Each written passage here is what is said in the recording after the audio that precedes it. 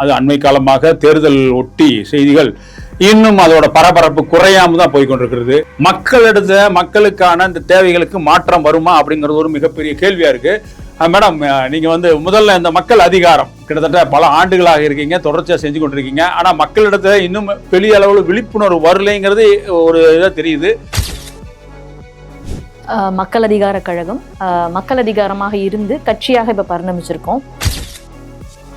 இப்போ கூட நீங்க பாத்தீங்கன்னா விஜய் கட்சி, தமிழக வெற்றி கழகம்லாம் வருது அப்படின்னா நீங்க அந்த கேண்டிடேட்ஸ்லாம் பாருங்க. அங்க நிற்கக்கூடிய நபர்கள்லாம் யாரு? ஒருத்தர் வேட்பாளர் வராரு, அவங்க இன்டர்வியூ பண்றாங்கன்னா நீங்க எவ்வளவு செலவழிக்க முடியும் அப்படிங்கறதான் கேக்குறாங்க. திமுகவை அப்படி எதிர்த்தாங்க அவங்கன்னு சொல்றீங்க. திமுக ஆதரவு கட்சிகள் தான் இன்னைக்கு விஜய்க்கு ஆதரவு தெரிவிச்சிருக்குது.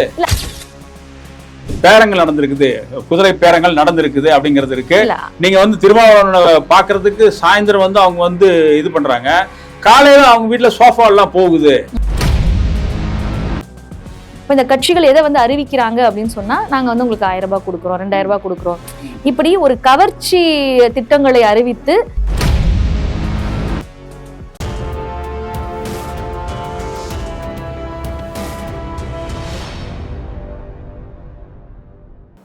வணக்கம். யூத்தமிழ் ஊடகப்பு நேயர்களுக்கு வணக்கம். தொடர்ச்சியாக பலதரப்பட்ட செய்திகளை நம்ம உள்வாங்கி கொண்டிருக்கிறோம். அது அண்மை காலமாக தேர்தல் ஒட்டி செய்திகள் இன்னும் அதோட பரபரப்பு குறையாம தான் போய்கொண்டிருக்கிறது. தேர்தலுக்கு முந்தியும் சரி, தேர்தலுக்கு பிந்தியும் சரி, மிகப்பெரிய மாற்றத்தை கொண்டு வந்திருக்கிறது அப்படிங்கிறதான். ஏன்னா இப்ப நடக்கக்கூடிய அந்த தேர்தலுக்கு பிந்திய இது நடக்கக்கூடிய ஒவ்வொன்றும் பார்க்கும் பொழுது நீங்க பாத்தீங்கன்னா ஒவ்வொன்றுமே மாற்றங்கள் பெரிய அளவுல நடந்து கொண்டிருக்கிறதுங்கிறது தெரியுது. ஏன்னா மிகப்பெரிய கட்சிகள் உடையுது, ஒரு ஆதரவா இருந்த சக்திகள் எதிர்ப்பா மாறுது. இது எல்லாமே ஒரு எங்க கொண்டு போய் விடும், இது எந்த அளவுக்கு இன்றைக்கு தலைமையேற்றக்கூடிய அந்த தாவேகா தமிழக வெற்றி கழகம் எந்த அளவுக்கு கொண்டு போய் சேர்க்கும் அப்படிங்கிறது இன்னும் ஒரு தெளிவு இல்லாம போய் கொண்டிருக்கிறது. இவர்கள் எப்படி ஆட்சியில் கொண்டு போக போறாங்க, என்னென்ன பண்ண போறாங்க அப்படிங்கறதெல்லாம் ஒரு கேள்விக்குறியாதான் இன்னும் இருக்க வழியா. அதோட ஒவ்வொரு நாளும் ஒவ்வொரு புதுசா வந்துட்டு இருக்குது. இப்ப புதிய அரசு வரும் பொழுது செய்ய வேண்டியதை இப்ப செஞ்சுட்டு இருக்காங்க. ஐபிஎஸ் அதிகாரிகள், ஐஏஎஸ் அதிகாரிகள், இன்றைக்கு கூட 10 ஐபிஎஸ் அதிகாரிகள் மாற்றிருக்காங்க, ஐஏஎஸ் அதிகாரிகள் மாற்றப்பட்டாங்க. இதெல்லாம் நடந்து கொண்டிருக்குது. ஆனால் இதையெல்லாம் தாண்டி மாற்றம் வருமா, மக்களுக்கான இந்த தேவைகளுக்கு மாற்றம் வருமா அப்படிங்கிறது ஒரு மிகப்பெரிய கேள்வியா இருக்கு.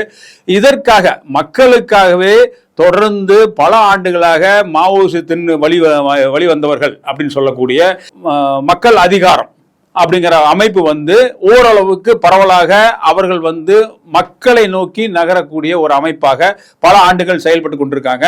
அவருடைய மாதலாக புதிய ஜனநாயகம் தொடர்ந்து ஒரு 40 வருஷமா வந்துட்டு இருக்கு. கிட்டத்தட்ட ஒரு 15-20 வருஷமாக இணையதளம், யூடியூப் சேனல் இந்த மாதிரி எல்லாம் அவர்கள் அந்த காய்களை நடத்தி கொண்டிருக்காங்க. இவர்கள் தொடர்ச்சியாக மக்களுக்கான ஒரு செயல்பாட்டை செய்து கொண்டிருக்கார்கள். இது இன்னும் கொஞ்சம் விரிவா அவங்க என்னென்ன பண்ணிருக்காங்க, எப்படி பண்றாங்க அப்படின்னு முதல்ல தெரிஞ்சுக்குவோம். மக்கள் அதிகார கழகத்திலிருந்து மாநில பொருளாளர் அமிர்தா வந்திருக்காங்க. அவரிடத்துல நம்ம எல்லாம் நிறைய கேட்க வேண்டியது இருக்குது, கேட்டுருவோம். வணக்கம் மேடம். வணக்கம் மேடம், நீங்க முதல்ல இந்த மக்கள் அதிகாரம் கிட்டத்தட்ட பல ஆண்டுகளாக இருக்கீங்க, தொடர்ச்சியா செஞ்சு கொண்டிருக்கீங்க. ஆனா மக்களிடத்துல இன்னும் பெரிய அளவில் விழிப்புணர்வு வரலைங்கிறது ஒரு இதா தெரியுது. இது நீங்க என்னென்ன பண்ணிருக்கீங்க, என்ன பண்ண போறீங்க அப்படிங்கறது கொஞ்சம் விரிவா சொல்லுங்களேன். மக்கள் அதிகார கழகம் மக்கள் அதிகாரமாக இருந்து கட்சியாக இப்ப பரிணமிச்சிருக்கோம். தொடர்ச்சியாக மக்கள் மத்தியில மக்கள் போராட்டங்களை கட்டி அமைக்கிறது அப்படிங்கிறது, நம்ம தொடர்ச்சியான மக்கள் பிரச்சனைகள்ல துணை நின்று இருக்கோம். குறிப்பாக மூடு டாஸ்மார்க்கை அப்படின்னு நம்ம எடுத்த இயக்கம்ன்றது தமிழ்நாட்டில் ஒரு மிகப்பெரிய தாக்கத்தை ஏற்படுத்துச்சு. குறிப்பா ஜெயலலிதா அவர்கள் இந்த காலகட்டத்துல மூடு டாஸ்மார்க்கை அப்படின்ற ஒரு இயக்கம் எடுத்தோம். அது கிராமப்புறங்கள்ல, நகர்ப்புறங்கள்ல, வீதியாக மக்கள் மத்தியில சென்று பல்வேறு வடிவங்கள்ல நம்ம போராட்டங்களை கட்டி அமைச்சோம். வால் போஸ்டர்ஸ்ல இருந்து, இணையதளங்கள்ல வீடியோக்கள்ல இருந்து, துண்டு பிரசுரங்கள், லட்சக்கணக்கான துண்டு பிரசுரங்கள், நம்மளுடைய பிரசுரங்கள், நம்மளுடைய வால் ரைட்டிங்ஸ் அப்படிங்கிறது தமிழ்நாட்டில் மிக பிரசித்தி பெற்றது. எங்களுடைய தோட அமைப்புகளால் இணைஞ்சும் அதை அதில் மேற்கொண்டோம். நம்முடைய மாக்காயிக்கா, பூஜா தோமு, புரட்சிகர மாணவர் இளைஞர், நம்முடைய தோட அமைப்போடு இணைந்து தான் இந்த போராட்டங்களை கட்டி அமைச்சோம். ஜனநாயக சக்தியிலும் இணைச்சிக்கிட்டு இந்த போராட்டங்களை கட்டி அமைச்சோம்.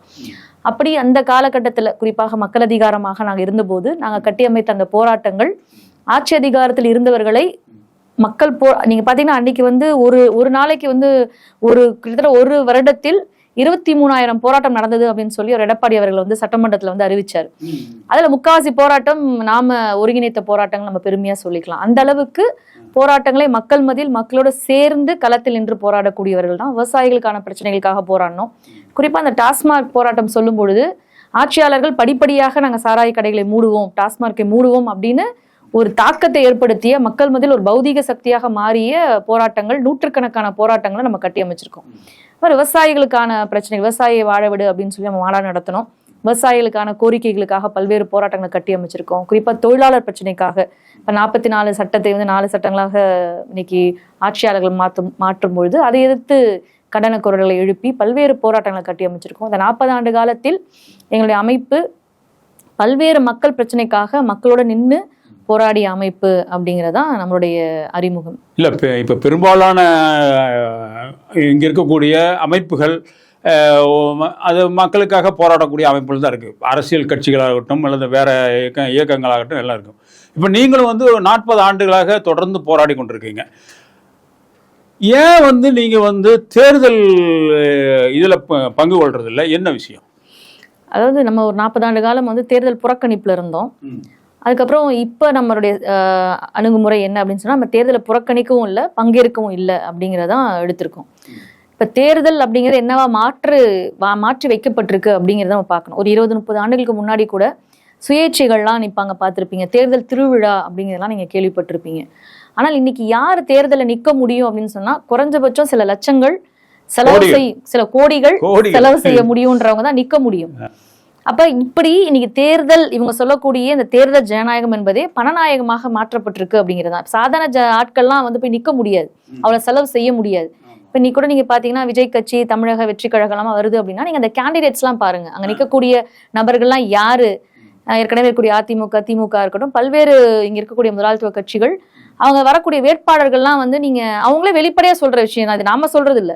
ஒருத்தர் வேட்பாளர் வந்து வராரு, அவங்க இன்டர்வியூ பண்றாங்கன்னா நீங்க எவ்வளவு செலவழிக்க முடியும் அப்படிங்கறதான் கேக்குறாங்க. அப்ப இன்னைக்கு என்னவாக மாற்றி வைக்கப்பட்டிருக்கு? இன்னைக்கு வந்து சாதாரண உழைக்கும் மக்களோ, விவசாயிகளோ, தொழிலாளர்களோ, இல்ல மாணவர்களோ, பெண்களோ, இப்படி ஒரு வெகு மக்கள் பங்கேற்கக்கூடிய வகையில் இன்னைக்கு தேர்தல் கிடையாது. அது வந்து பணம் இருக்கிறவங்க தான் வந்து பங்கேற்க முடியும்ன்றதா இன்னைக்கு யதார்த்தமான மாற்றி வைக்கப்பட்டிருக்கு.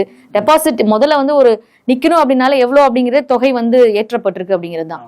அப்ப இதுல வந்து நாம பங்கேற்று அதில் மாற்றங்களை இன்னைக்கு கொண்டு வர முடியுமா அப்படின்னா இன்னைக்கு ஒரு கேள்விக்குறியான விஷயம் அப்படிங்கிறது தான். இன்னும் நாம ஒரு சின்ன அமைப்புன்ற அடிப்படையில நாம் இன்று மக்களை அணிதிரட்டுவது, மக்கள் போராட்டங்களை கட்டியமைப்பது அப்படிங்கிறதையும், இன்னைக்கு ஆட்சியாளர்கள் என்ன செய்யறாங்க அப்படிங்கிறத மக்கள்கிட்ட அம்பலப்படுத்துறது, நீ மக்களை ஒருங்கிணைத்து மக்களை அமைப்பாக அரசியல் ரீதியாக அணிதிரட்டுவதுன்ற பணியில தான் இன்னைக்கு நம்ம வந்து செஞ்சுட்டு இருக்கோம் அப்படிங்கிறது தான். ஆனா நீங்க கிட்டத்தட்ட சொன்னீங்கன்னா 40 ஆண்டுகளுக்கு மேல இந்த பணியில பண்ணிக்கிட்டு இருக்கீங்க.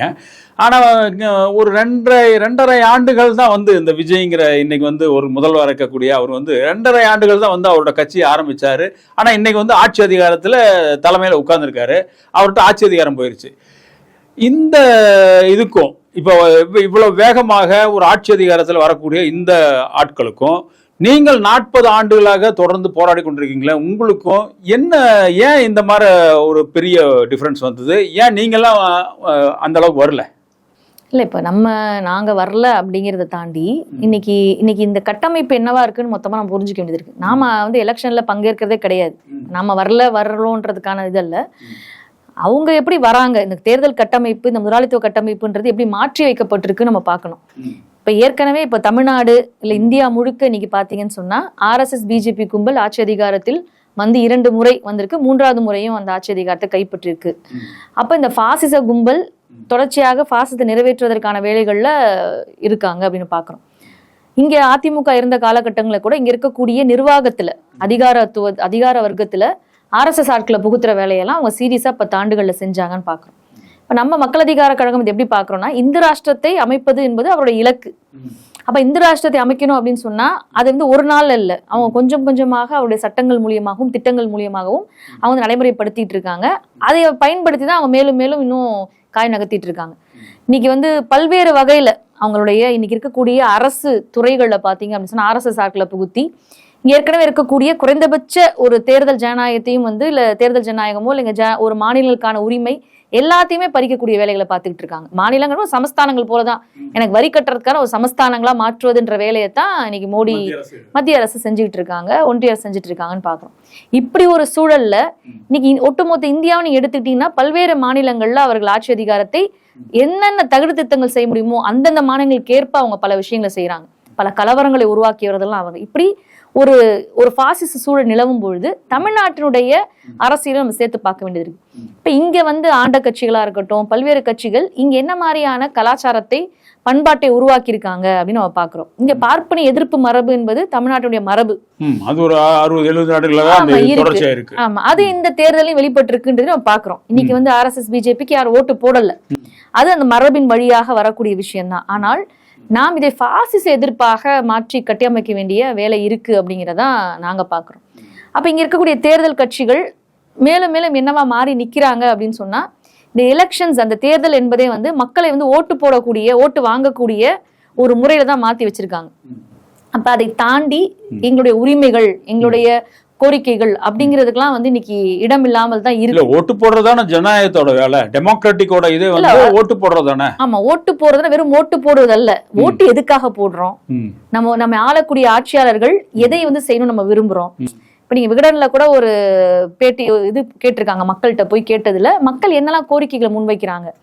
வீட்டுக்கு ஒரு வேலை வேணும்னு சொல்றாங்க, கல்வி வேணும்னு சொல்றாங்க, தனியார் இதுல பள்ளிக்கூடங்கள்ல கல்லூரிகள்ல இதை குறைக்கணும்னு சொல்றாங்க. இப்படி பல்வேறு கோரிக்கைகளை முன்வைக்கிறாங்க. இப்ப மக்கள் கோரிக்கைகள் என்னவா இருக்கு? அவங்களுடைய அன்றாட அவருடைய வாழ்க்கையினுடைய தரத்தை உயர்த்தணும் அப்படிங்கறத அவங்களுடைய கொள்கையா இல்ல அவங்களுடைய தேவையா இருக்கு. ஆனால் இந்த அரசுகள் எதை சொல்றாங்க தேர்தல் அறிக்கைகளாக, விஜய் உட்பட நான் சொல்றேன், இப்ப இந்த கட்சிகள் எதை அறிவிக்கிறாங்க அப்படின்னு சொன்னா, நாங்க உங்களுக்கு 1000 ரூபாய் கொடுக்குறோம், 2000 ரூபாய் கொடுக்குறோம், இப்படி ஒரு கவர்ச்சி திட்டங்களை அறிவித்து அதன் மூலியமாகவே ஆட்சி அதிகாரத்தை கைப்பற்றுவது, ஓட்டு வாங்கிட முடியுன்ற மாதிரியான நிறுத்து போகப்பட்டிருக்கு. இன்னைக்கு தான் நம்ம பாக்குறோம். இப்ப மக்கள் கோரிக்கைகள், மக்கள் தேவைகள் வேறையா இருக்கு. ஆனால் இன்னைக்கு அவங்க சொல்லக்கூடிய வாக்குறுதிகள் என்னவா இருக்குன்றதை நம்ம ஒப்பிட்டு பார்க்க வேண்டியதா இருக்கு. அப்ப இப்படியெல்லாம் கூட சொல்லாத நபர் தான் விஜய். இப்ப அவருடைய தாவேக்கா அப்படிங்கிறது என்ன கொள்கை இருக்கு, என்ன கோட்பாடு இருக்கு, என்ன கட்டமைப்பு இருக்கு அப்படிங்கிறது இருக்கு இல்லையா? அப்ப குறைந்தபட்சம் ஒரு கட்சி கட்டமைப்பு கூட இல்லாத நபராகத்தான் அவர் வராரு. ஒரு திரை கவர்ச்சியின் மூலியமாக அவர் முன்னிறுத்தப்படுறாரு அப்படிங்கிறத நம்ம சேர்த்து பார்க்க வேண்டியதா இருக்கு. அப்ப இங்க இருக்கக்கூடிய கட்சிகள் எல்லாமே என்னவா இருக்கு அப்படின்னா, கார்பரேட் ஆதரவு கட்சிகளா தான் இருக்கு. அவங்க அமல்படுத்தக்கூடிய கார்பரேட் திட்டங்கள். இப்ப நீங்க ஏன் இன்னைக்கு தாவேக்கா நீங்க சொல்வது போல ஒரு 2.5 ஆண்டுகள் 3 ஆண்டுகள் உருவான ஒரு கட்சி ஆட்சி அதிகாரத்தை கைப்பற்றிருக்கு அப்படின்னா பல்வேறு காரணிகள் இருக்கு. அதுல முக்கியமா நீங்க பாத்தீங்கன்னா, ஏற்கனவே ஆண்ட கட்சிகள் மீதான அதிருப்தி அப்படிங்கிறதும் இருக்கதான் செய்யுது. நீங்க கார்பரேட் திட்டங்கள் அமல்படுத்தின விஷயங்களா இருக்கட்டும், நீங்க தூய்மை பணியாளர்கள் போராட்டம், அதை கையாண்ட விஷயமா இருக்கட்டும், பரந்தூர் விமான நிலைய போராட்டங்களை நீங்க பாத்தீங்கன்னா அது ஒரு 1000 நாட்கள் போராட்டங்கள் கட்டியமைக்கப்படுது. இப்ப இங்க இருக்கக்கூடிய மக்களுக்கு எதிரான இந்த மாதிரி கார்பரேட் திட்டங்களுக்கு எதிரான மக்கள் போராட்டங்களையும் மக்கள் பார்த்துக்கிட்டே தான் இருக்காங்க. ஸோ ஒரு 5 ஆண்டு காலம் ஆட்சி நடக்கும்போது அங்க நடக்கக்கூடிய பல்வேறு அரசியல் நிகழ்வுகளையும் மக்கள் கவனிச்சுக்கிட்டு தான் இருக்காங்க, நம்ம பாக்குறோம். அப்ப இப்படி ஏற்கனவே இருந்த அரசின் மீது இருந்த ஒரு அதிருப்தி அப்படிங்கிறதும் இல்ல வினையாற்றி இருக்கு. கூடுதல் திரை கவர்ச்சி அப்படிங்கிறதும் இருக்கு. இவங்க மொத்தமா இன்னைக்கு மீடியா தான், சோசியல் மீடியா தான் சொல்றதை நம்ம ஏத்துக்கலாம். ஆனா சோசியல் மீடியாவும் ஒரு மிகப்பெரிய காரணியா பங்காற்றுக்குன்னு நம்ம மறுக்க முடியாத ஒரு யதார்த்தமான விஷயமாவும் இருக்கு. இப்படி பல்வேறு விஷயங்கள் சேர்ந்துதான் இன்னைக்கு ஆட்சி அதிகாரத்துக்கு அவங்க வந்திருக்காங்க அப்படின்னு நான் பாக்குறோம். அப்ப இப்ப நிறைய அதை பத்திய ஆய்வுகள் போயிட்டு இருக்கு அப்படிங்கிறதுதான். இப்ப தமிழ்நாடு திரையில வந்த நடிகர்களை ஆதரிக்கலாம், ஆதரிச்சிருக்காங்க. ஏற்கனவே எம்ஜிஆர் அப்படிதான் வந்தாரு. உலகம் முழுவதும் நடக்கிறதா. நம்ம ஜெயலலிதா அப்படிதான் வந்தாங்க. இன்னும் கேட்டா அன்னைக்கு இருந்த ரசனை அப்படிங்கிறது ரொம்ப மலிவான ஒரு ரசனை இருந்திருக்கு அப்படிங்கிறது தான். ஒரு திரை நடிகர்கள் அவங்க திரையில என்ன பேசுறாங்களோ பாடுறாங்களோ அப்படி நமக்கு செய்வாங்க அப்படிங்கிற ஒரு நிலை இருந்துச்சு அப்படிங்கிறத நம்ம பாக்குறோம். அப்ப அதனுடைய தொடர்ச்சியாக இது வருது. இன்னைக்கு சில மாற்றங்கள் இருக்கு அப்படிங்கிறது தான். அன்னைக்கு இருந்த ஒரு மலினமான ரசனை இன்னைக்கு இல்லாட்டி கூட இன்றும் இன்னைக்கு சொல்ல காலத்துக்கு ஏற்ற மாதிரி கொஞ்சம் மாறி இருக்கலாம். ஆமா, இந்த காலத்துக்கு ஏற்ற மாதிரி பல்வேறு விஷயங்கள் இருக்கு. இன்னைக்கு இது ஒரு மாற்று அப்படிங்கிறதையும் நம்புறாங்க. ஜென்சி தலைமுறையில் பல்வேறு தரப்பு மக்கள் நம்புறாங்க. ஆனா நாம அப்படி பார்க்கல அப்படிங்கிறது தான். மாற்றுனா என்ன மாற்று? அதான் நம்முடைய கேள்வி. என்ன மாற்று? இன்னைக்கு நம்ம ஏற்கனவே சொல்லக்கூடிய ஒரு அரசியல் ரொம்ப சீரியஸான ஒரு பிரச்சனை. இன்னைக்கு பாசிசம் ஏறி தாக்கிட்டு வந்துட்டு இருக்கு. மோடி அமித்ஷா கும்பலா இருக்கட்டும், அதானி அம்பானி கும்பலுக்கான ஒரு கும்பலுக்கான ஆட்சி இன்னைக்கு வந்து அரங்கேறிட்டு இருக்கு இந்தியா முழுக்க. ஆனா அவங்கள தான் விடவே இல்லையே, ஒரே ஒரு சீட்டு தான் கொடுத்திருக்கோம். அது நம்ம ஓட்டு போட்டு கொண்டது. ஆனா அரசியல் ரீதியா நான் சொல்றேன், அரசியல் ரீதியாக அவர்கள் கொண்டு வரக்கூடிய திட்டங்களையோ சட்டங்களையோ இவர் வந்து இன்னைக்கு முதலமைச்சரா வந்திருக்கக்கூடிய விஜய் வந்து எதிர்த்திருக்காரா கடந்த காலங்கள்ல? இல்ல அவர் சார்ந்த திரைத்துறையில் இருக்கக்கூடிய பிரச்சனைகளையாவது எதிர்த்து போராடி இருக்காரா? இல்ல நீட்டுக்கு எங்களுக்கு பர்மிஷன் கொடுக்கணும் அப்படின்னு சொல்லி எல்லாம் இப்ப சொல்லிருக்காங்கல்ல. நேற்று கூட ஜியோ ஒன்னு இது பாஸ் பண்ணி அவர் லெட்டர் போட்டிருக்காரு, மத்திய அரசுக்கு லெட்டர் போட்டிருக்காரு. ஆமா, அதை நம்ம ஆதரிக்கலாம். அதாவது நாம என்ன சொல்றோம் அப்படின்னா, ஒரு கட்சி எப்படிப்பட்ட தன்மையில் இருக்குன்றதை நம்ம பரிசீலிக்கணும்ல. அந்த கட்சி தன்மையில் என்னவா இருக்கு, அது எப்படிப்பட்ட கட்சியா முன்னாடி இருந்திருக்கு, இல்ல அதனுடைய தலைவர் எப்படிப்பட்ட தலைவரா இருந்திருக்காரு, அதுல இருந்து தானே அவர் அடுத்து என்ன செய்ய போறான்னு பார்க்க முடியும். நீங்க ஏற்கனவே திரைத்துறை இருந்தவங்க கூட பல பேரை சொல்லுவாங்க. இருந்தாலும் வந்து நீங்க ஆரம்பத்துல இருந்தே அவருடைய எதிர்ப்பு 2 கோஷம் தான் மெயினா வச்சாரு. மத்திய அரசுல இருக்கக்கூடிய பாஜகவை ஏற்றுக்க மாட்டோம் அப்படின்னு சொன்னாரு, திமுகவை தீய சக்தி அப்படின்னு சொல்லி இங்க இருக்கிறவங்களும் சொன்னாங்க. அப்ப மத்திய அரசு இதுவரைக்கும் எவ்வளவு அழுத்தங்கள் வந்திருக்கு, பல அழுத்தங்கள் வந்தாலும் கூட சினிமா துறையில் அவருக்கு இருந்த துறையில ஒரு அழுத்தம் வந்தது. ஜனநாயகன் படத்தை வெளியிடாம இதுவரைக்கும் விடல. அது போல கரூர் பிரச்சனை வந்தப்போ டெல்லிக்கு அடிக்கடி கூப்பிட்டு விசாரணை பண்ணிட்டு இருந்தாங்க. இதெல்லாம் அழுத்தங்கள் இவ்வளவு இருந்தாலும் அந்த அவங்க பக்கத்துல போவே இல்லையே. அதான் இப்போ அவர் கொள்கை எதிரின்னு சொல்றாங்க, திமுகவை அரசியல் எதிரின்னு சொல்றாங்க. கொள்கை எதிரி, இப்போ நீங்க கொள்கை எதிரின்னு சொல்லிட்டு எந்த கொள்கையை எதிர்த்து இவங்க பேசினாங்க? வாய்மூடி மௌனியாக இருப்பது என்பது ஒரு எதிர்ப்பு கிடையாது. இந்த ஒரு ஜனநாயகத்தில் நாம் வந்து நம்ம எதிர்ப்புகளை வலுவாக போராட்டங்களை கட்டியமைக்க வேண்டியது இருக்கு, தன்னுடைய எதிர்ப்புகளை தெரிவிக்க வேண்டியது இருக்கு. கடந்த காலம் என்ன தெரிவிச்சாரு, இப்பவும் கூட என்ன தெரிவிக்கிறாரு?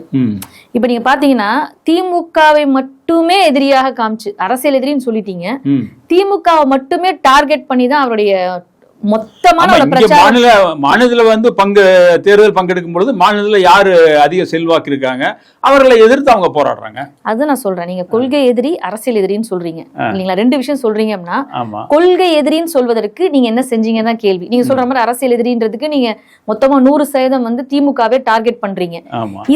இது எந்த வகையில் சரியான அரசியல் அப்படிங்கிறது தான். நீங்க கொள்கை எதிரிக்கை பத்தி பேசுறதே இல்ல, பேசுறது இல்லைன்றதை தாண்டி நீங்க கடந்த காலம் என்னவா இருந்திருக்கீங்க? தமிழ்நாட்டை பத்தியுமே பேசுவோமே. நீங்க சொல்ற மாதிரி அவங்க வந்து மத்தியில் ஆள்றாங்க, ஒன்றிய அரசா இருக்காங்க. தமிழ்நாட்டுல திருப்பரங்குன்றத்துல இன்னைக்கு என்னெல்லாம் பிரச்சனைகளை பண்ணாங்க, கலவரங்களை தூண்டுனாங்க இல்லீங்களா? RSS BJP தான் ஒட்டுமொத்தமா தமிழ்நாட்டில் கலவரங்களை தூண்டுவதற்கு வேலை செஞ்சாங்க. இதுல அவருடைய ஸ்டாண்ட் என்ன?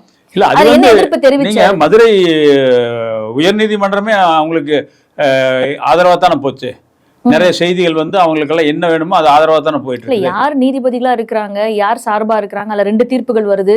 அதுல வந்து இஸ்லாமிய நீதிபதியா இருக்கிறவங்க வந்து திருப்பரங்குன்றத்துல அவங்களுக்கு சார்பா தான் சொல்றாங்க, தர்காக்கு சார்பா தான் தீர்ப்பு வருது. அதுல வந்து இந்து பின்னணி கொண்டவர்கள் வந்து இப்படி சொல்றாங்க. 2 வகையான தீர்ப்புகள் வருது. இப்படி திருப்பரங்குன்றம் பிரச்சனை நீங்க எடுத்துக்கிட்டீங்கன்னா ஓராண்டு காலம் தமிழ்நாடே போராடிட்டு இருக்கு. தமிழ்நாடு முழுக்க போராடணும். திருப்பரங்குன்றம், மதுரை அங்கெல்லாம் வந்து வீச்சான போராட்டங்கள், 40க்கும் மேற்பட்ட அமைப்புகள் இணைந்து கூட்டமைப்பாங்க இணைந்து போராடினாங்க. தாவேக்கா எங்க இருந்துச்சு? நீங்க கொள்கை எதிரின்னு சொல்றீங்கல்ல, என்ன கொள்கை? அந்த சமயத்துல தாவேக்கெல்லாம் நீங்க எந்த போராட்டத்திலும் வந்து பங்கெடுக்கலையே, எந்த போராட்டத்திலும் பெருசா பங்கெடுக்கலையே, அரசியலுக்கே முழுமையா வரலையே, அவர்கள் தயாரிப்பு கொண்டிருந்தாங்க. அதான் நான் என்ன கேட்கிறேன், தயாரிப்புன்றது என்ன? நீங்க சினிமாவில போய் நடிக்கிறீங்க, சினிமாவில் நடிக்கிறதுக்கு எவ்வளவு தயாரிப்புகள் செய்றீங்க, நடனம் கத்துக்கிறீங்க, பாடல் கத்துக்கிறீங்க, நீங்க வந்து மொத்தமா வந்து அதுக்கு என்னென்ன துறை சார்ந்த விஷயங்கள் இருக்கோ அதெல்லாம் கத்துக்கிறீங்க இல்லையா? அப்போ அரசியல் என்பது என்ன? கடந்த இப்போ நாங்க என்ன சொல்றோம்னா, ஒரு பள்ளிக்கூடத்துல வரக்கூடிய ஆசிரியருடைய பின்னணியை கூட ஆராயணும்னு சொல்றோம். ஏன் சாதி ரீதியான அடக்குமுறைகள் செய்யறாங்க, குழந்தைகளை போய் டாய்லெட்டை வந்து கிளீன் பண்ணுங்கன்னு சொல்றாங்க. அப்ப ஒரு ஆசிரியராக, ஒரு பள்ளி ஆசிரியராக, ஒரு அரசு பள்ளி ஆசிரியராக வரணும்னா கூட அவருடைய பின்னணி என்ன, அவர் கடந்த காலத்தில் என்னவாக இருந்தார், சாதியை கடைபிடிக்கக்கூடிய நபராக இருந்தாரா, அவர் அதை எதிர்த்து பேசக்கூடிய நபராக இருந்தாரான்றதெல்லாம் பார்க்கணும்னு சொல்றோம். அப்போ ஒரு தமிழ்நாட்டினுடைய முதலமைச்சராக வரணும் அப்படின்னு சொன்னா உங்களுடைய கடந்த காலம் என்ன, நாங்க அப்பதான் தயாரிச்சுட்டு வந்தோம் அப்படி இல்ல. நீங்க சரி அப்ப கூட இருக்கட்டும், அதான் நான் திரும்ப சொல்றேன், நீங்க ஒரு திரைத்துறையில இருக்கீங்க, நீங்க அரசியல் ரீதியா கூட விட்டுருங்க, நீங்க ஒரு திரைத்துறையில இருக்கிறீங்க. திரைத்துறையில எவ்வளவு பிரச்சனைகள் வந்துச்சு.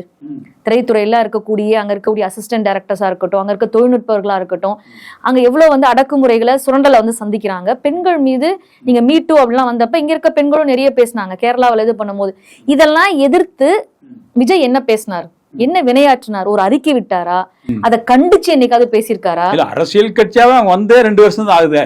இல்ல அதுதான் நான் சொல்றேன், அரசியல் கட்சியை தான் வந்தாதான் பேசணும் அவசியம் இல்லையே.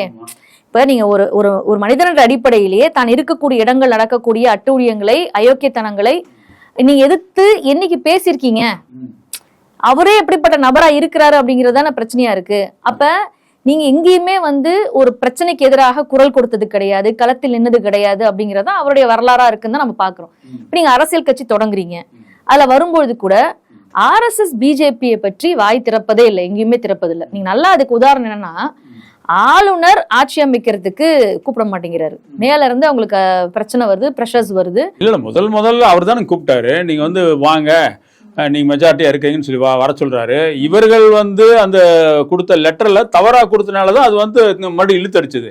நீங்க ஆளுநர் அதுக்கு சரியான பதிலும் கொடுத்தாரு. அவங்க வந்து நாங்க வந்து 108 சட்டமன்ற உறுப்பினர்கள் இருக்கீங்க, நீங்க தான் பெரும்பான்மையா இருக்கீங்க, நீங்க வாங்க உங்களோட இதை கொடுங்க அப்படின்னு கேட்கிறாரு. அவங்க வந்து காங்கிரஸ் வந்து ஒரு 5 சேர்த்து அதையும் சேர்த்து கூட்டணின்னு சொல்லி போனோம்னா, கூட்டணின்னு வந்தீங்கன்னா நீங்க வந்து 118 காமிக்கணும் அப்படின்னு சொல்லி அவர் சொல்றாரு. அப்போ அதனாலதான் வந்து இந்த டிலே ஆச்சு. இல்லாட்டி நீங்க முதல் இதுலயே ஒரு 4 நாளைக்கு முன்னாடியே அவங்க முதலமைச்சரா பதவியேற்றுக்கலாம்.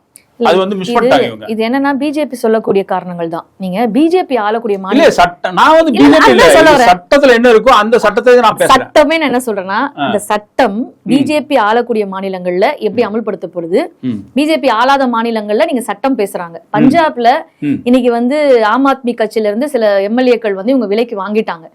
இது வந்து நீங்க 2/3 வரணும், வந்தாதான் அந்த கட்சி வந்து பண்ண முடியும். ஆனா இன்னைக்கு அதை வந்து ஏற்றுக்கொள்கிறார்கள். ஏற்றுக்கொண்டு ஆட்சியில இப்ப எங்க போச்சு சட்டம்? நீங்க இப்படி பேசுறீங்க, அதே இது நான் சொல்றேன். இப்ப வந்து திமுகவை அப்படி எதிர்த்தாங்க அவங்கன்னு சொல்றீங்க. திமுக ஆதரவு கட்சிகள் தான் இன்னைக்கு விஜய்க்கு ஆதரவு தெரிவிச்சிருக்குது. இல்ல அது எதற்காக? ஆளுநர் ஆட்சி வந்துடக்கூடாது அப்படிங்கிறதுக்காக தான் அவங்க சொல்றாங்க. இல்ல அப்படின்னு சொல்றீங்க, ஆனா வந்து இது வந்து இந்த பேரங்கள் நடந்திருக்குது, குதிரை பேரங்கள் நடந்திருக்குது அப்படிங்கிறது இருக்கு. நீங்க வந்து திருமாவளவனை பாக்குறதுக்கு சாயந்தரம் வந்து அவங்க வந்து இது பண்றாங்க, காலையில அவங்க வீட்டுல சோஃபா எல்லாம் போகுது, புது சோஃபா போனது, போட்டோஸே வந்தது, வீடியோஸ் வந்தது, நாங்க பார்த்தோம், அதெல்லாம் போகுது அப்படிங்கிறது இருக்கு. இன்னைக்கு அதிமுகல ஒரு ஃபேக்ஷன் ஆயிருக்குது. அந்த ஃபேக்ஷன் இவங்களுக்கும் யாரு எதிர்த்து நிக்கிறாங்களோ அவங்களுக்கும் வந்து சோஃபா எல்லாம் போகுது, புது சோஃபா போகுது. அது ஒரு படத்துல தான் இதெல்லாம் காமிப்பான். அந்த படத்தோட ரீப்ளிகாவை இப்ப இதெல்லாம் வந்துட்டு இருக்கு. அப்ப பணங்கள் கொடுத்தால் எது வேணாலும் என்ன வேணாலும் பண்ணலாம் அப்படிங்கிறது தெரியுதுல்ல. இல்ல அது விமர்சனத்துக்குரியதை நான் சொல்ல வரேன். இப்போ நானும் அதுதான் சொல்ல வரேன். இப்போ ஒரு கட்சி நீங்க ஏற்கனவே வந்து அமமுக எடுத்துக்கிட்டீங்க அப்படின்னு சொன்னா, அந்த கட்சியினுடைய தலைவரை தான் நீங்க போய் பார்க்கணும். ஒரு அரசியல் நேர்மை, அரசியல் அறம் என்பது என்ன? ஒரு கட்சியோட தலைவரை போய் சந்திச்சு நீங்க கூட்டணி வாங்கன்னு கேட்கறதுல பிரச்சனை இல்லை. அவருக்கே தெரியாம அவருடைய கீழே இருக்கக்கூடிய பார்த்து எம்எல்ஏ பார்த்து நீங்க வந்து விலைக்கு வாங்குறீங்க, அப்படின்னா குதிரை பேரம் தான். அப்ப அதே மாதிரி நீங்க அதிமுகலையும் பாத்தீங்கன்னா யார் தலைவரோ எடப்பாடி அவர்களை தான் நீங்க போய் சந்திச்சிருக்கணும். ஆனா எடப்பாடி அவர்களை சந்திக்காம நீங்க ஏன் வந்து வேலுமணியவோ இல்லைன்னா நீங்க ஏன் மற்ற நபர்களை போய் சந்திக்கிறீங்க, அப்போ ஏன் சண்முகம் அவரை சந்திக்கிறீங்க அப்படிங்கிறது வந்து ஒரு கேள்விக்குரிய விஷயமா இருக்கு. அப்ப இதெல்லாம் என்ன? அந்த கட்சியே இன்னும் வெளியே அறிவிக்கல, நாங்க இந்த மாதிரி 2ஆ வந்துட்டோம் அப்படிங்கறதெல்லாம் அறிவிக்காத போது நீங்க நேரடியா வந்து நீங்க போய் சந்திக்கிறீங்க இல்லீங்களா? அப்ப இதெல்லாம் என்ன அப்படின்னா குதிரை பேரம் தான். இப்ப நேரடியா அதுதான் நாங்க சொல்ல வரோம். இது எந்த வகையில் ஒரு அறம், ஒரு கட்சின்ற அடிப்படையில எந்த வகையில் ஒரு அறம்? அப்ப அதுதான் நம்ம சொல்றோம். ஏற்கனவே அவருடைய ஒரு நடிகரா இருக்கிறாரு, அவர் திரைத்துறையில் என்னவா இருக்கிறாரு, அவர் எப்படி கருப்பு பணம் சேர்த்து வாங்கிக்கிறாரு. இல்லைன்னா நீங்க மக்கள் வந்து ஒரு 2000 3000 ஒரு டிக்கெட் விற்கப்படுது இல்லைங்களா? மக்கள் எவ்வளவு துயரத்திலையும் துன்பத்திலையும் பல்வேறு நெருக்கடியில இருக்கும்போது தன்னுடைய ஒரு சினிமா டிக்கெட் வந்து இந்த அளவுக்கு விற்கப்படுதுன்னு தெரிஞ்சு அதை எதிர்த்து அவர் என்ன செஞ்சாரு? அதெல்லாம் வந்து அனுபவிச்சுட்டு தானே இருந்தாரு. அப்படி சேர்க்கப்பட்ட சொத்து தானே இன்னைக்கு இருக்கக்கூடிய சொத்து. இப்ப எல்லாத்தையும் விட்டுட்டு வந்துட்டாருன்னு சொல்லக்கூடிய இந்த பிம்பங்கள் அப்படிங்கிறது நேர்மையானதா இல்லைன்றத நம்ம பாக்குறோம். அப்ப இப்ப இந்த குதிரை பேரம் அப்படிங்கிறதெல்லாம் வந்து எந்த வகையிலும் சரி கிடையாது அப்படிங்கிறது தான். ஒரு கட்சி எப்படிப்பட்ட கட்சியா இருக்கு அப்படிங்கிறதுக்கு இதெல்லாம் வந்து ஒரு சான்றாதான் இருக்கு. அப்ப இவங்க சொல்லக்கூடிய இப்ப இன்னைக்கு வந்து அதிகாரிகள் நீங்க சொல்ற மாதிரி நிறைய அதிகாரிகளை வந்து நியமிச்சிருக்காங்க அப்படின்னும் போது அதுலயும் பாத்தீங்க அப்படின்னு சொன்னா ஒரு மத்திய அரசினுடைய ஒரு பொறுப்புல இருக்கக்கூடிய ரிலேஷன் தான் வந்திருக்கு. தமிழக அரசுடைய தலைமை வழக்கறிஞரா விஜய் நாராயணன் அப்படிங்கறத நியமிச்சிருக்காங்க. அவர் மத்திய அரசின் முன்னாள் அட்டர்னி ஜெனரல் கே வேணுகோபாலுடைய உறவினர் அப்படிங்கிறதும் தெரிய வருது. அதே மாதிரி உதயச்சந்திரன் அவர்களை வந்து கழக நிர்வாக இயக்குனரா வந்து அறிவிச்சிருக்காங்க அப்படிங்கலாம். அவர் இருந்த போதே திமுகல அவங்க அதிகாரியா இருந்த போதே கூட அவர் மீது வந்து ஜவஹர் நேசன்லாம் வந்து குற்றம்லாம் சொல்லிதான் வெளியே வந்தாங்க. அப்படி கார்பரேட் நலனா இருக்கிறாங்க. திரும்ப சொல்ல வேண்டியது என்னன்னா, எந்த வகையில் மாற்று? எந்த வகையில் மாற்று? ஏற்கனவே இருக்கக்கூடிய கார்ப்பரேட் திட்டங்களை தான் நீங்களும் அமல்படுத்துவீங்க அப்படின்னும் பொழுது எந்த வகையில் மாற்று அப்படிங்கிறத நம்ம வந்து கேள்வி எழுப்ப வேண்டிய விஷயம். இப்போ வந்து பல இடங்கள்ல பேசப்படுறது என்னன்னு கேட்டா, விஜய் வந்து உட்கார வச்சிருக்காங்க. விஜய்க்கு பின்னாடி இருக்கிறது முழுமையாக கார்ப்பரேட் தான். அதுலேயும் மெயினாக எந்த கார்ப்பரேட்னா இங்கே இருக்கக்கூடிய மார்ட்டின், லாட்ரி அதிபர் மார்ட்டினோட இதுதான் இது காய்கள் நகர்ந்து கொண்டிருக்குன்னு சொல்கிறாங்களே. இல்லை, அதான் நம்ம திரும்ப திரும்ப சொல்ல வேண்டியது. இப்போ அவர் வந்து ஸ்கிரிப்டட் அப்படிங்கிறது எல்லாருமே சொல்கிறாங்க. இப்போ விஜய் அவர்கள் வந்து ஒரு மாநாட்டில் போய் பேசுகிறதா இருக்கட்டும், எப்படி திரைத்துறையில் எப்படி ஸ்கிரிப்ட் எழுதி அவர் வந்து வசனம் வந்து பேசுகிறாரோ, கிட்டத்தட்ட அப்படி தான் வந்து அரசியலுக்கு வந்ததுக்கு பிறகும் எங்கேயுமே வந்து ஒரு பத்திரிகையாளரை சந்திப்பதோ இல்லை நேரடியாக வந்து ஒரு கேள்விக்கு பதில் சொல்வதோ அப்படி இல்லாம எல்லா இடங்கள்லயும் ரொம்ப கவனமா அவர் எழுதி கொடுத்துதான் பேசுறான்றது இன்னைக்கு எல்லாருமே விமர்சனங்கள். அது கொஞ்ச நாள் போச்சுன்னா சரியான்னு நினைக்கிறேன். ஏன்னா இப்பதான் ஆரம்பிச்சு வந்துட்டு இருக்காங்க அரசியல் கட்சி. இன்னைக்கு சட்டமன்றத்துல கூட கேட்கக்கூடிய கேள்விகளுக்கு அவர் நேரடியா பதில் சொல்லாம வீட்டுல போய் ட்வீட் போடுறது அப்படிங்கறதெல்லாம். ஆமா, அவர் என்ன அரசியல் நிலைப்பாட்டில் இருக்கிறார், அவர் எப்படிப்பட்ட தன்மையில் நீங்க தனிப்பட்ட விஜயோட இது வந்து உங்களுக்கு தெரியும்னு நினைக்கிறீங்களா? அவங்க ஒட்டுமொத்தமா கட்சியின் சார்பா தானே அவர் தலைவரா இருக்காரு. அந்த கட்சியின் சார்பா அவங்க வந்து கலந்து கண்டு எது நல்லதோ அது கொஞ்சம் லேட்டா சொல்றாங்க, அவ்வளவுதானே. கட்சியின் தலைவர் ரொம்ப முக்கியம் இல்ல. கட்சியின் தலைவர் வந்து அவர் தான் வந்து பல்வேறு விஷயங்களை முடிவு செய்யக்கூடிய நபரா இருப்பாரு. பல்வேறு பிரச்சனைகள் வரும்பொழுது அவர் ஒரு அரசியல் ஆளுமை கொண்ட நபராக இருக்கும் பொழுதுதான் திட்டங்களையோ இதெல்லாம் வந்து சரியா செய்ய முடியும். மொத்தம் அதான் இப்ப நீங்க சொன்னதுதான் நான் சொல்ல வரேன். பின்னாடி யார் இருக்காங்க, யார் இருந்து இந்த ஸ்கிரிப்ட் செய்யறாங்க அப்படிங்கறதானே இப்ப முக்கியமா இருக்கு. ஒரு விஷயத்தை நீங்க கேட்கும் போதே பதில் சொன்னீங்க அப்படின்னா உங்களுடைய பதில் நம்ம எடுத்துக்கலாம். ஆனா நீங்க கேட்கும் போது பதில் சொல்லாம பிறகு போய் ஒரு எழுதி கொடுத்ததை போடுவது போலதான் இன்னைக்கு இருக்கு. அப்ப யாரு பின்னாடி ஒரு மணி நேரம் 2 மணி நேரம் கழிச்சு நீங்க பதில் கொடுக்கறதுல கொஞ்சம் யோசிச்சு கொடுக்கலாம்னு அர்த்தம் தானே. அப்படி சொல்ல முடியாது. பட்டப்படான்னு பேசுறதை விட கொஞ்சம் யோசிச்சு சொல்றதுல தவறு ஒண்ணும் கிடையாது. தவறு ஒண்ணும் கிடையாது. அது நீங்களே சொன்னா தவறு கிடையாதுன்றதுதான். 1 மணி நேரம் 2 மணி நேரம் கழிச்சு அது உங்களுடைய கருத்தாவே இருக்கிறது பிரச்சனை இல்ல. இப்ப நாங்க மக்கள் அதிகார கழகம் சொல்வதல்ல, பொதுவாக இன்னைக்கு எல்லாருமே சொல்லக்கூடிய விஷயம் வந்து அவர் ஸ்கிரிப்டடா தான் பேசுறாரு. அது அந்த ஸ்கிரிப்ட் எழுதி கொடுக்கறது இது பண்றதெல்லாம் யாருன்னு நீங்க நினைக்கிறீங்க? இல்ல, அதான் இப்படி பின்னாடி வந்து இயக்கக்கூடிய நபர்கள் அப்படிங்கிறது தான். நீங்க சொல்வது போல யாரெல்லாம் அவங்க கட்சியில இன்னைக்கு இருக்காங்கன்றது நம்ம பார்க்க வேண்டியதா இருக்கு. இன்னைக்கு கூட பாத்தீங்கன்னா நக்கீரன்ல பல்வேறு விஷயங்களை வந்து எழுதியிருக்காங்க. குறிப்பா வந்து யாரெல்லாம் அவங்க கட்சியில இப்ப எம்எல்ஏவா இருக்காங்க, அவங்களோட பின்னணி என்ன அப்படின்னும் போது இப்படி புதுசா ஒரு கட்சி வரும்போது ஏற்கனவே ஒரு கட்டமைப்பு கிடையாது. ஒண்ணு இப்ப நிர்மல்குமார் போன்றவர்கள்லாம் RSSல பயிற்றுவிக்கப்பட்டவர்கள். இப்ப செங்கோட்டையன் அவர்களே யாருன்னு நமக்கு தெரியும் இல்லைங்களா. அவர் வந்து அமித்ஷாவுடைய அலுவலகத்தில் வாசலில் இருந்தவர் தான் இன்னைக்கு வந்து இங்க வந்திருக்காரு. அவர் கடந்த காலங்களில் அமைச்சரா இருந்திருக்காரு, அதிமுக செயல்பட்டு இருக்காரு அப்படின்னா கூட அவர் எப்படிப்பட்ட நபர், இப்ப அவர் தான் இன்னைக்கு அரசியல் ஆலோசகரா அவர் இருக்காரு அப்படிங்கலாம் பார்க்க வேண்டியதா இருக்கு. அப்போ இன்னைக்கு வந்து பல்வேறு கட்சிகள் இருந்து வெளியே வந்த அதிருப்தியில வெளியே வந்த நபர்கள், புதிய நபர்கள், அந்த புதிய நபர்களுடைய பின்னணியும் வந்து குற்ற பின்னணியா இருக்குன்றதெல்லாம் நீங்க நிறைய விஷயம் தெரியுது. ஆமா, நிறைய முன்னாடி தெரியல. இப்போ அவங்களாம் எம்எல்ஏ ஆனதுக்கு பிறகுதான் அவங்களுடைய பின்னணி நமக்கு தெரிய வருது. அதெல்லாம் பல விஷயங்கள் இன்னைக்கு பத்திரிகைகள்ல எழுதுறாங்க. அதுல வந்து ஒரு முன்னாள் இன்ஸ்பெக்டர் இருந்திருக்கிறாரு. அவர் வந்து எப்படிப்பட்ட அவர் வந்து அவர் வந்து கன் வச்சு மனித உரிமை மீறி சுட்டவர் தான், என்கவுண்டர் பண்ணவர் தான். ஆமா, அவர் வந்து 9 மாதம் வந்து ஜெயில இருந்திருக்காரு அப்படிங்கிற செய்திகள்லாம் வெளியே வருது. அப்ப எப்படிப்பட்ட நபர்கள்? இப்ப இன்னொருத்தர் பாத்தீங்க அப்படின்னு சொன்னா அவர் வந்து ஒரு சொத்து பிரச்சனையில அம்மா அப்பாவை வந்து அடிச்சு பண்ண இதெல்லாம் வந்து பதிவாயிருக்கு. ஆமா, அப்ப இப்படி இதெல்லாம் ஒரு தனிப்பட்ட 1-2 தானே நீங்க சொல்றீங்க? இல்ல 1-2 இல்ல, நீங்க லைனா வந்துகிட்டே இருக்கு. பாத்தீங்கன்னா ஒருத்தர் வந்து வாழை வச்சு வந்து கேக் வந்து வெட்டுறாரு. அது அவங்களுடைய கட்சியில இருக்கவங்களே வந்து எதிர்க்கிறாங்க, பாக்குறாங்க. இப்ப 1-2 தாண்டி இதெல்லாம் வந்து ஒரு பானை சோற்றுக்கு ஒரு சோறு பதம் என்பது போலதான். எப்படிப்பட்ட பின்னணி கொண்டவர்களா இருக்காங்க, அரசியல் என்ன இருக்காங்க அப்படின்னு நம்ம சேர்த்து பார்க்க வேண்டியதா இருக்கு. அதுக்காக மொத்தமா நம்ம அப்படி சொல்லிடல. அப்ப இருக்கக்கூடிய நபர்கள் அடுத்து இவங்க குறிப்பா நாம சொல்றது கொள்கை ரீதியா தான் நம்ம சொல்றோம். நீங்க சொல்ற மாதிரி தனிப்பட்ட நபர்கள் இப்படிப்பட்ட நபர்களா இருக்காங்கன்றது ஒரு கூடுதல் ஆதாரமா இருக்கு. அப்ப இவர்களுக்கு ஒட்டுமொத்தமாக என்ன கொள்கை, என்ன கோட்பாடு, எப்படிப்பட்ட அரசியல் தீர்மானம் கொண்டு வர போறாங்க, என்ன இலக்கு, தமிழ்நாட்டை எப்படி மாத்த போறாங்க, தமிழ்நாட்டில் ஏற்கனவே இருக்கக்கூடிய திட்டங்களை ஒரு சிலதை வந்து நிறைவேற்றுறேன்னு சொல்றாங்க. அப்ப ஒவ்வொரு அரசியல் நிலைப்பாடு என்ன? இப்ப நீங்க ஒரு கொள்கை இருக்கு, கோட்பாடு இருக்குன்னா நம்ம வந்து அதை கேள்வி கேட்கலாம். ஏங்க நீங்க ஏன் மீறீங்க? கொள்கை கோட்பாடு நீங்க முன்கூடி அறிவிக்கிறீங்க. எந்த கட்சியாவனா இருக்கட்டும், எங்க செயற்குள்ள தீர்மானிச்சோம், எங்க பொதுக்குள்ள தீர்மானிச்சோம், நாங்க இந்த கொள்கையின் அடிப்படையில வேலை செய்யறோம்னு சொன்னா நீங்க இந்த கொள்கையெல்லாம் சொல்லிட்டு வந்தீங்க, ஆனா இப்படி மீறி நடந்துக்கிறீங்க அப்படின்னு நம்ம கேள்வி கேட்க முடியும்.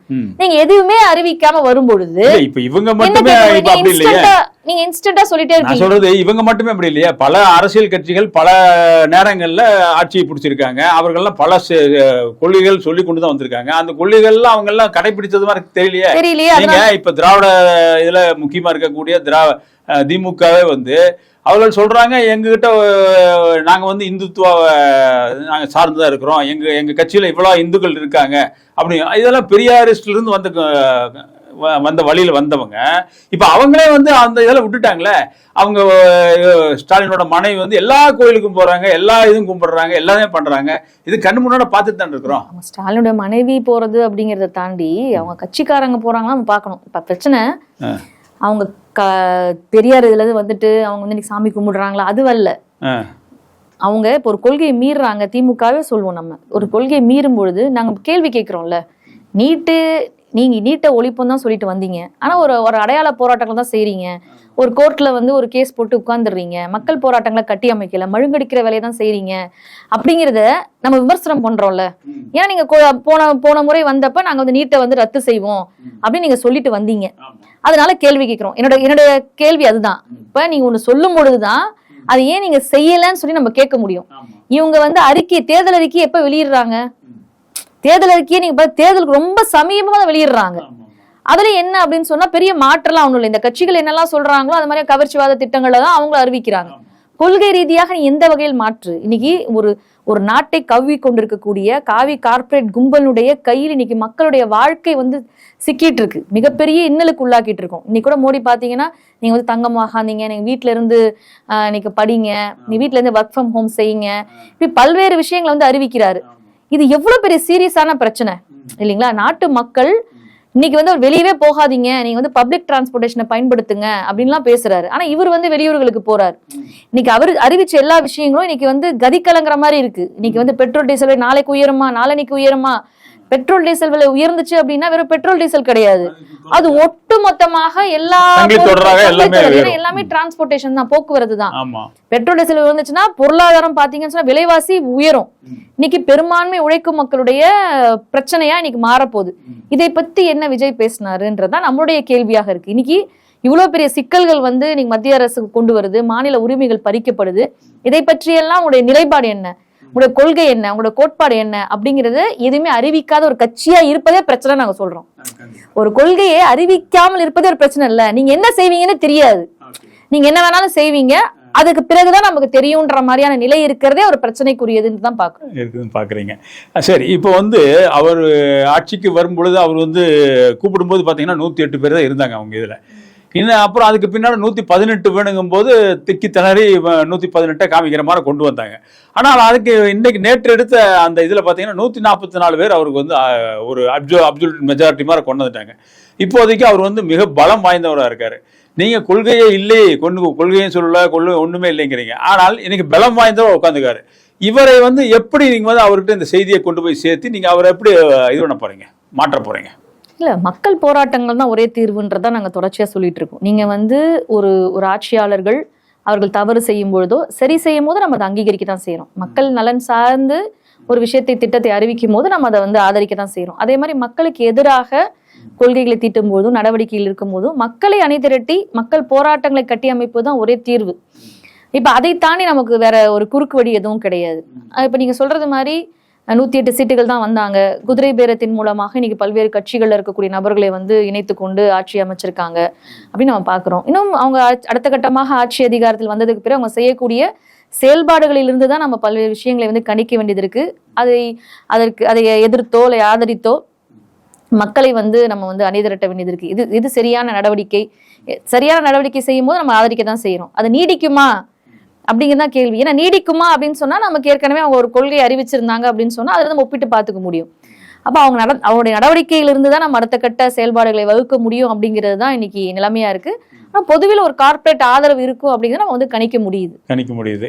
ஆனா அந்த கார்ப்பரேட் யாரு என்னன்னு நீங்க உங்களால சொல்ல முடியல. இப்ப இனிமேல் தான் ஒன்னொன்னா வந்துட்டு கொண்டிருக்குது.